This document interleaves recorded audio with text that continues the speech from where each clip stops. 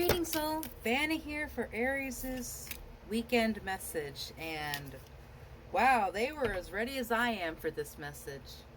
Aries, I apologize for my absence recently. As I explained in the video I uploaded before this, I have been doing a lot of work. I explain more in that. I am here for you now.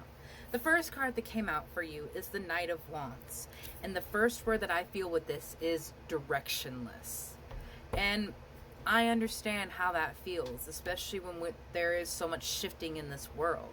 We're going through a period right now where the societies, things that we had an understanding of, are falling apart and away around us.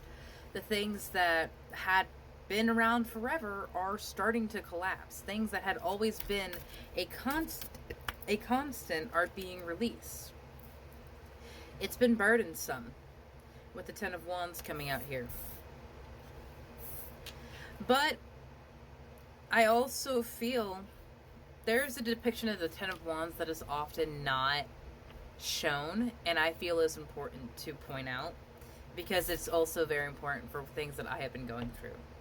I want you to look at the star in the middle of that card. It is the creation of a new universe. It is the creation of a new reality.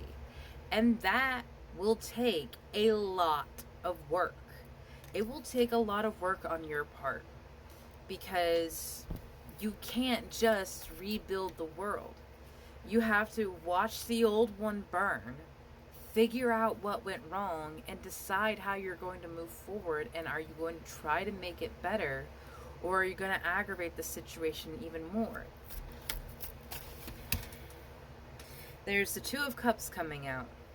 There's a sense of balance and understanding that comes from hearing other people's perspectives.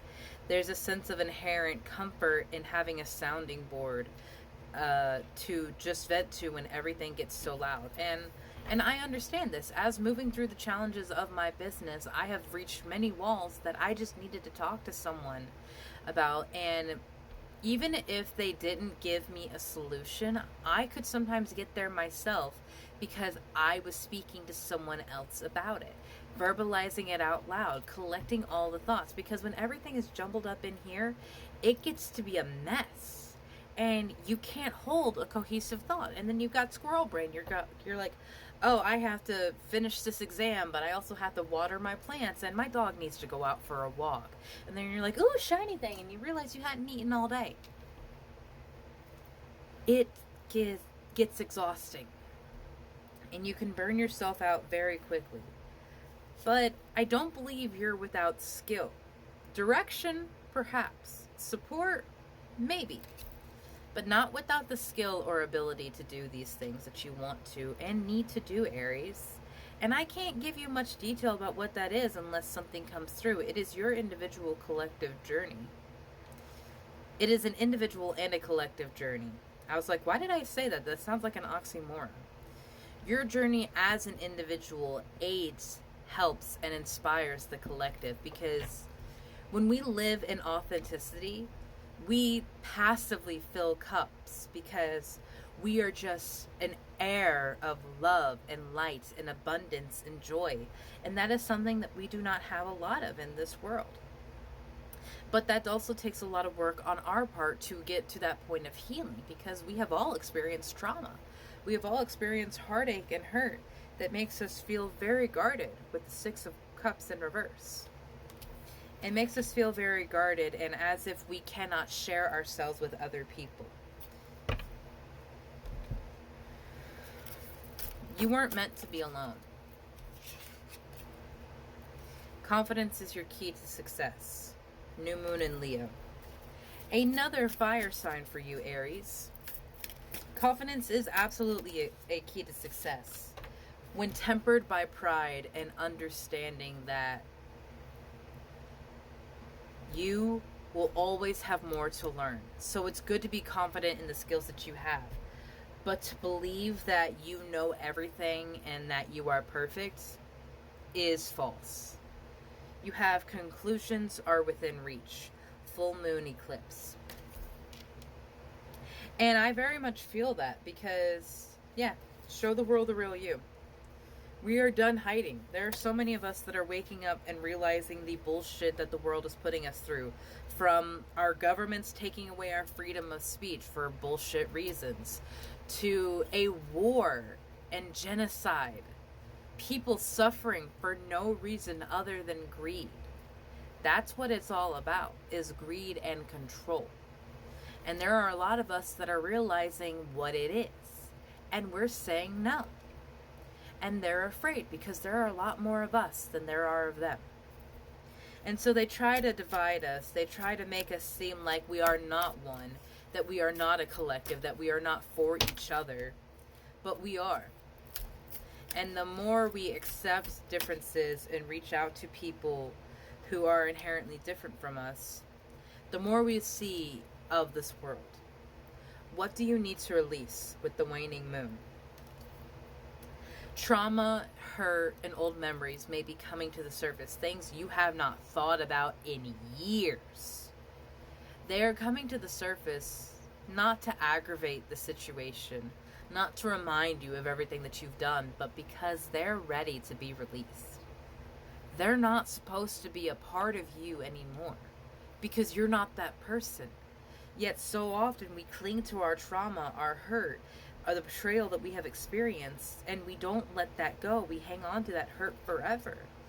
We don't even heed the lesson from it because we're just busy being a wounded animal. Those things coming to the surface, the memories, the pains, the heart-wrenchings, they are ready to be released. And when they are released, you will feel voided. You will feel hollow. Be conscious of what you fill that void with. Because even in smudging, when you smudge and release the negative energies from the room, the space, or yourself, there is a void. And it must be filled with something more positive. It must be filled with the energy, the vibration, and the direction of what you actually want in your life. So the healing journey you go on is very individual. It will not look like anyone else's. It won't look like mine. It won't look like your siblings, and it certainly won't look like your parents. Be bold and make the first move, because your life is waiting on you. If you need help and direction, speak to spirit, your ancestors, guardian angels, divine entities, fae and folk. So many wonderful auras, energies, and entities watch over you. Call out to them. Give them permission to work in your life, because we live in the realm of free will, in the mundane and the rational, which means everything needs a logical connection, conclusion, and line point, but that's not how spirit works. They need our permission to work in our lives, and they need us to understand that it's not going to be the way we think it's going to be, because we only have a small part of the information that we're playing with. And if we want to learn more about these things, we have to connect. We have to heal, release, and be open to seeing how spirit speaks to us in so many different ways.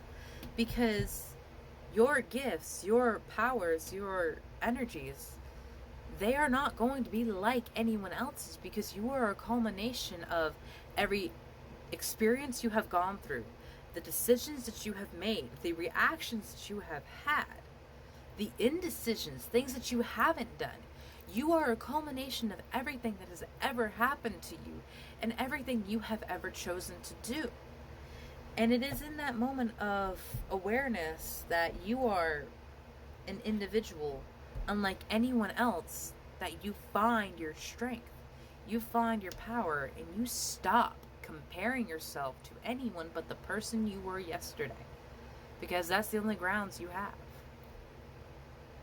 Have a beautiful day, Aries. I'm very happy to be back with you.